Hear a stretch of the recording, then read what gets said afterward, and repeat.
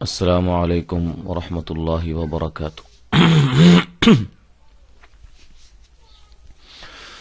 آج ہم اپنا نیا سبق شروع کرنے والے ہیں۔ پچھلا سبق ہم نے پڑھا تھا زیر کے متعلق۔ آج ہم دو زیروں کے متعلقہ سبق انشاءاللہ پڑھیں گے۔ جیسا کہ لکھا ہوا ہے، زیر کے بعد دو زیر کا سبق لایا گیا ہے تاکہ بچے کو زیر اور دو زیر کے درمیان فرق کی اچھی طرح پہچان ہو جائے۔ اچھا، دو زبر، دو زیر، دو پیش، جیسا کہ ہم نے آپ کو پہلے بتلایا تھا کہ اس کو تنوین کہتے ہیں۔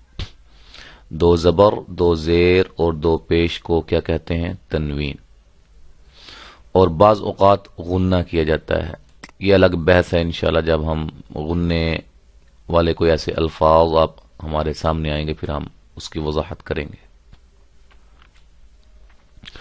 ہدایت نمبر 1 ہے مخرج کا لحاظ رکھ کے پڑھایا جائے، نیز ان حروف کو پڑھاتے وقت احتیاط کی جائے کہ آواز ناک سے نہ نکلے۔ یہاں بھی حرف کی ذات یعنی اس کی اصل آواز کو بڑھایا نہ جائے، جیسے بن سے بین نہ بن جائے بلکہ بن ہی پڑھا جائے، ٹھیک ہے۔ نیز اسے مجہول بھی نہ پڑھا جائے۔ مجہول کیا ہے؟ حمزہ دو زیر ان، با دو زیر بن، تا دو زیر تن، یہ مجہول ہے۔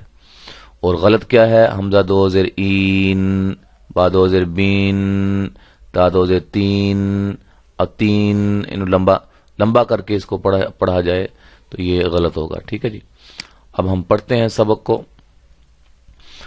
حمزہ دو زیر ان، با دو زیر بن، تا دو زیر تین، ثا دو زیر ثن، جیم دو زیر جن، حا دو زیر حن، خا دو زیر خن، دال دو زیر دن، ذال دو زیر ذن، را دو زیر رن، زا دو زیر زن، سین دو زیر سن، شین دو زیر شن، صاد دو زیر صن، ضاد دو زیر ضن، طا دو زیر طن۔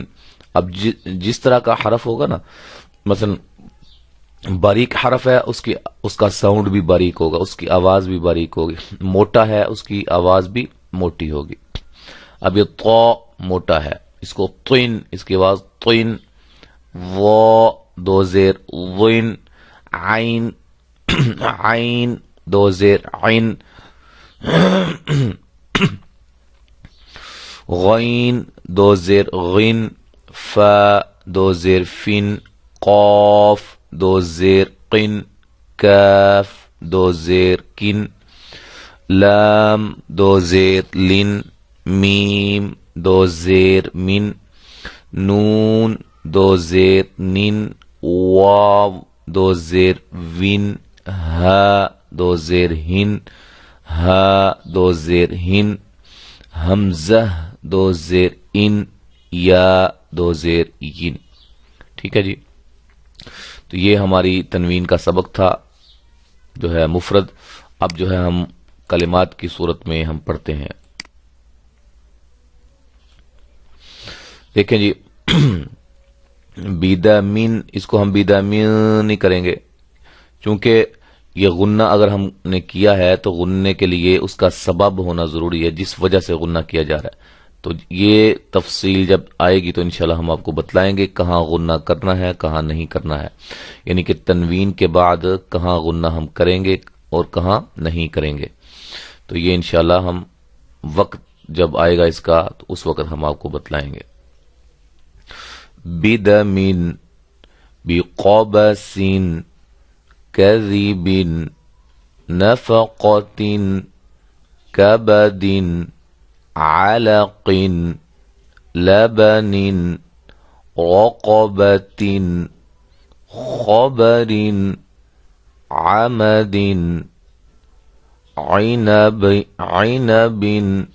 بيد، أجل، ثمن، مسد، لهب سخط عمل غضب حسن فئة سفرة بشر مثل قدر سعة لغد شجر ذکر ملک. اچھا اب ہم ان کلمات کے آخر میں وقف کرنا چاہتے ہیں. مثلا یہ کلمہ ہے، اس کے آخر میں 2 زیریں ہیں، تو وقف کی صورت میں بھی یہی کلیہ جو ہم نے زیر کے وقت کلیہ استعمال کیا تھا، قاعدہ کہ وہ اس آخری حرف کو ہم نے ساکن کر دینا ہے، جزم لگا دینی ہے، 2 زیریں ختم ہو جائیں گی اور جزم لگ جائے گی، یہ میم ساکن ہو جائے گا. اس کا وقف ہم کیسے کریں گے؟ بدم، ٹھیک ہے جی، بقبس کذب. اب یہ دیکھو یہ با کو میں نے ہلایا ہے، یہ کیوں ہلایا ہے؟ یہ پہلے سبق میں ہم پڑھ چکے ہیں اس سے پہلے کہ یہ با قلقلہ ہے، تو قلقلہ حروف قلقلہ کو ہلا کر پڑھتے ہیں اگر وہ ساکن ہو. ٹھیک ہے جی، کذب. اب یہ وقف کی صورت میں یہ ساکن ہو گیا ہے، کذب. اچھا یہ ایک قاعدہ، نیا قاعدہ ہے آج کے اس سبق کے اندر. یہ دیکھیں یہ آخر میں کیا ہے؟ گولتا ہے، گولتا. اب ہم اس پہ وقف کرنا چاہتے ہیں تو اس کا طریقہ کار کیا ہوگا کہ اس گولتا کو ہم ختم کر کے صرف ہا اور وہ بھی ساکنہ ہم لگا دیں گے. گولتا کو ہائے ساکنہ میں تبدیل کر دیں گے. نفقتن، وقف کیا ہوگا؟ نفقہ. یہ آخر میں یہ گولتا ختم ہو گئی. ٹھیک ہے جی، جہاں بھی گولتا آ جائے پورے قرآن مجید جس بھی کلمہ کے آخر میں، یہ دیکھیں یہ بھی ہے گولتا ہے، یہ بھی گولتا ہے، یہ بھی گولتا ہے، تو ہم گولتا کو ہائے ساکنہ میں تبدیل کر دیں گے. ٹھیک ہے جی، نفقہ کبد. ٹھیک ہے جی، رقبہ خبر. اب دیکھیں یہ جو ہے نا چیز پہچان کرنے والی ہے، خبر. اب دیکھیں را کو میں نے موٹا کیا ہے، را کے اوپر جب ہم نے وقف کیا تو را ساکنہ ہو گئی، را جو ہے وہ ساکن ہو گئی، اور را ساکن سے پہلے یہ کیا ہے؟ را ساکن سے پہلے والے حرف پر زبر ہے. تو یہ ایک قاعدہ جو ہے نا وہ آپ ذہن میں رکھیں. یہ دیکھیں یہ ایک قاعدہ ہے، را ساکنہ سے پہلے والے حرف پر زبر یا پیش ہو تو اس را کو کیا کریں گے؟ موٹا کریں گے.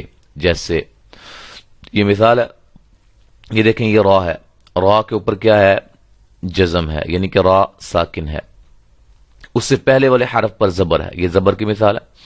اور یہ دیکھیں را ساکن سے پہلے حرف پر پیش، یہ قاعدے کے مطابق 2 مثالیں ہیں. اب دیکھیں اس کو ہم موٹا کر کے پڑھیں گے، اور سیلا، اور اس کو ار نہیں کریں گے، ار سیلا نہیں، اور سیلا، او سیلا. ٹھیک ہے جی، باریک کب ہوگی اس کا قاعدہ آگے لکھا ہوا ہے.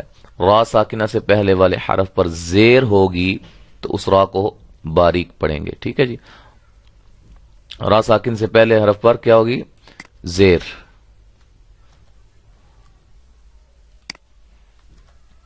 ہاں جی، را ساکن سے پہلے والے حرف پر زیر ہوگی تو اس را کو باریک پڑھیں گے. جیسے فید عون. اب دیکھیں یہ را ساکن ہے اور اس سے پہلے کیا ہے؟ حرف پر زیر ہے، حرف کے نیچے کیا ہے؟ زیر ہے، اس کو ہم باریک پڑھیں گے.